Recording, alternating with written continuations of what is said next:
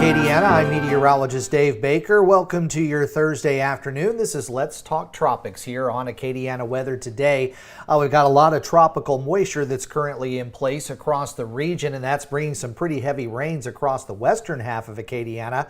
But I do expect some of that rain to start to slide back into our region a little bit later on today, and that should help to bring those rainfall totals up once again, especially over the extreme southwestern portion of the state. So far here in Lafayette and much of the Acadiana area, though, we have avoided the rain, and we're even starting to see a few peaks of sunshine here and there. Roadways are dry there on the I-10, eastbound and westbound, and not really seeing any wet roadways out there either.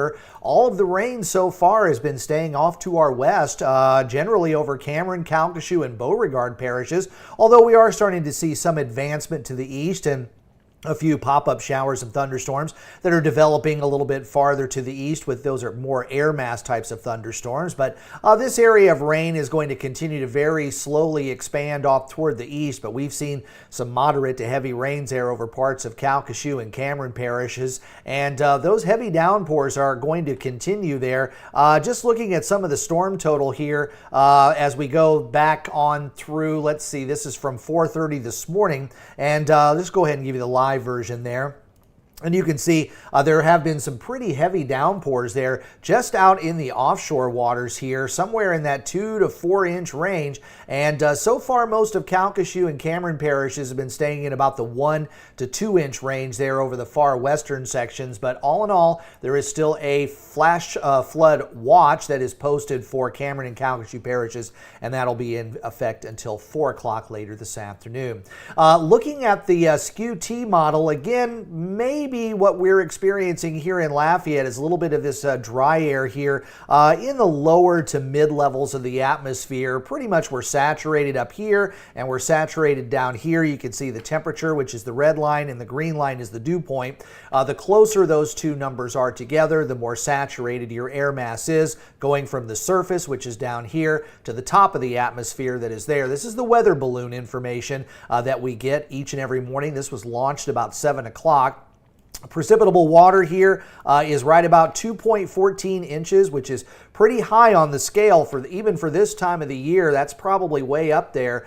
So there's a lot of moisture for the atmosphere to work with. Most of our winds here in the mid and upper levels are all unidirectional, a little bit more southerly there and then more westerly aloft. And we're going to talk a little bit about that, where you have a surface trough and then you also have an upper level trough in place as well. And the positions of those are throwing tropical moisture at us at different levels of the atmosphere. So let's go ahead and get right into the Gulf of Mexico satellite.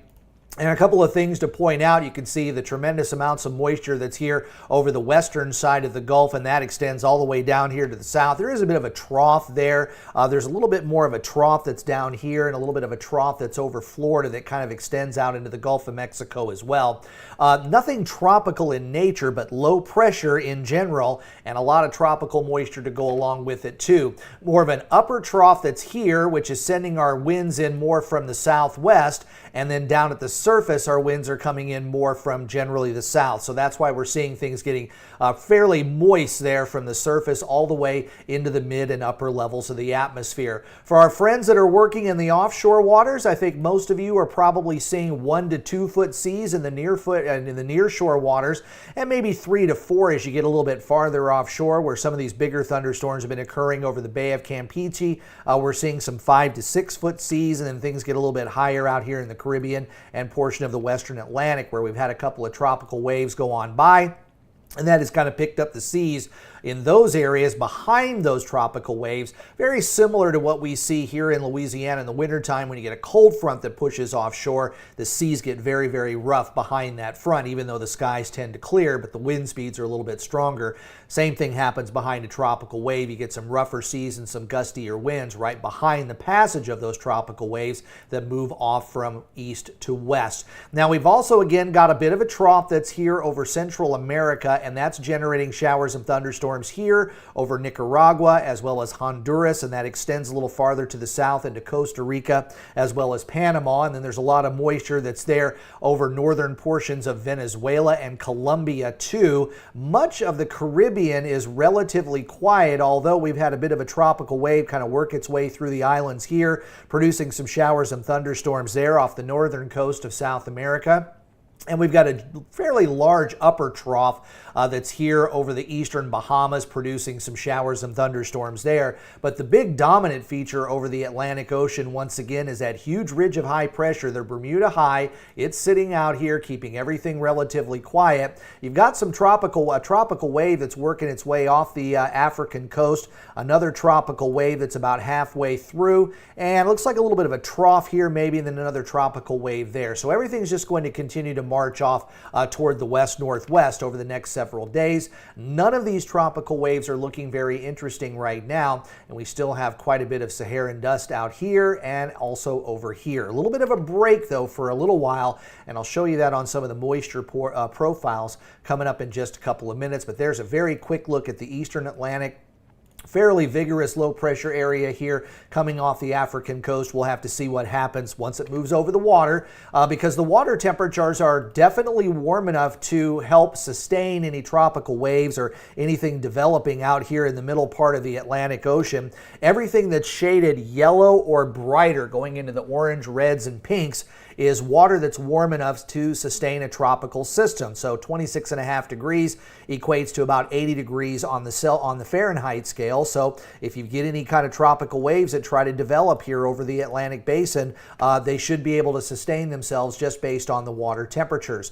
At the same time, some of those 80-degree waters are going very deep into the ocean as well. And this is something we'll probably focus on a little bit more, the tropical cyclone heat potential, when we have actual tropical systems that are starting to develop.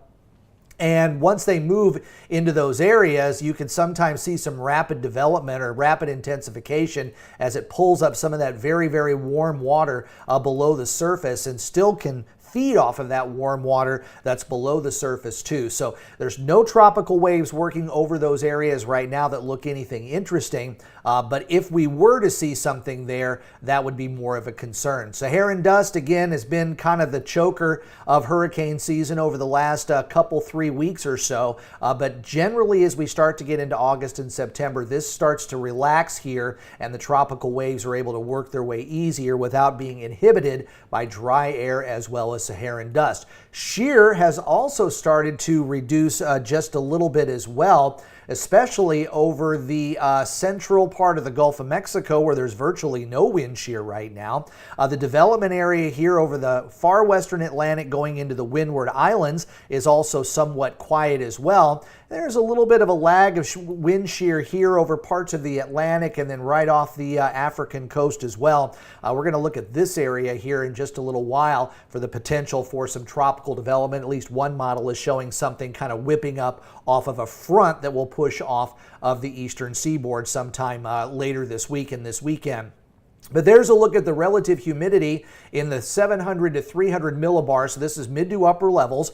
And over the next several days, this is going out a little over 2 weeks. You see there's still a ton of moisture in the western Gulf, but it does start to dry out. So I think our rain chances are finally going to start to drop off a bit into the early part of next week. But also notice how there's a lot more moisture coming off of the African coast and being able to sustain that tropical moisture, at least not as inhibited by the dry air as it continues to move off toward the west, and wave after wave seems to be looking a little bit better when it comes to moisture available to work with over the next couple of days. So let's just go ahead and look out here into La La Land as we look at the GFS model, and this is taking us out until the 6th of August. So it's not quite the full run that would take us out all the way until the 10th. I was kind of waiting to see if I could get the last few frames to come in, but there are links at the bottom to where I get all of these models, so if you want to go ahead and check those out later on. But watch this particular area here as we get into the forecast going into this upcoming weekend. So it's going to start over here in just a second. There's August the 6th. So now it's going to start over, and there's a front that kind of comes off the eastern seaboard, and very briefly you see a bit of a low pressure area try to develop there. So that might be something that might be something we could be looking at here in the near-term future. And this is one of those development zones during the month of July and August where you sometimes get a low-pressure area to develop off of a cold front, the same way we've seen that happen here in the Gulf of Mexico. There's also a little hint far down in the last few frames. You get a bit of a low-pressure area that's out here as well. Yesterday, or rather on Tuesday, the GFS was trying to form a low-pressure area over the eastern Gulf of Mexico somewhere around August 3rd. That isn't really showing up quite as much anymore. And then the GFS, or rather the Euro yesterday, was also showing some development in this area right about the same time. But neither models are showing that right now. So we have seen at least some changes there when it comes to the models over the last couple of days. But the Euro does have that bit of a low-pressure area out over the Atlantic Ocean this coming weekend and early next week, and maybe a bit of a low pressure area trying to work its way across the Atlantic Ocean, but nothing that's really standing out here when it comes to the computer models. But there are some hints that are still there, so maybe that is the sign that the Atlantic Basin is going to be reawakening for hurricane season as we go into August as well as September. But for right now, we don't have any worries that are out there when it comes to tropical development over the next 7 days. And really, most of the models are not showing anything either. But beyond 7 days, in some of those long-range models, it just is starting to show a few hints of development. So right now, I think we're good for the next week. But it is something that we'll keep an eye on here over the next couple of days, because that's what we do here on Acadiana Weather Today. As we go into August, again, we were talking about cold fronts that come off the East Coast. That's this area right here. 50, this is the total number of storms that have passed within these particular areas during the month of August, going back to 1944. So you can see in that area off the East Coast, between 50 and 70 storms, named storms, have formed or moved across that particular area. It gets even higher here over the far western Atlantic near the Windward and Leeward Islands, but still about 30 to 50 systems have developed in the Gulf of Mexico over the last 80 years. So you're talking about one storm at least every other year, maybe a little bit more common than every other year. Usually we see 4 named storms on average out in the Atlantic Basin during the month of August, another 4 during September, and then 3 during the month of October and 2 during the month of November. But the forecast has shown this year is going to be a much busier year. So even though we only have 3 under our belt, there's still, it's pretty likely we could still get way down here to some of the names that are farther down on the list, particularly Patty and Raphael, Sarah, Tony, Valerie, William.